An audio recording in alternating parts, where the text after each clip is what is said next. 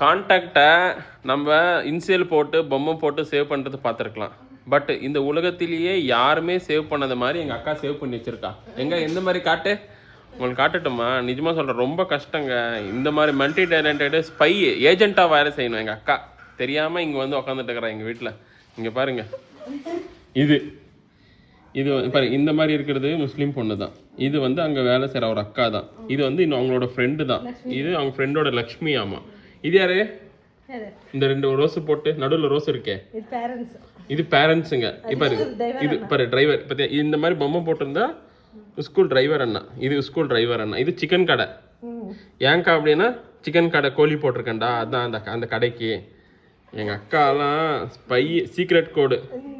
யாருக்காவது தெரியலன்னா சொல்லுங்க, எங்கள் அக்கா அனுப்பிச்சி விட்ற வேலைக்கு சீக்ரெட் கோடுக்கு எல்லாத்துக்குமே நல்லா யூஸ் பண்ணுவாள். பாருங்கள், இப்படி யாராவது சேவ் பண்ணுவாங்களா? Multi talented. எப்படி எங்கள் வீட்லேயும் ஸ்பை இருக்காங்க. நாங்களும் பாகிஸ்தானுக்கு அனுப்ப போகிறோம் எங்கள் அக்காவை.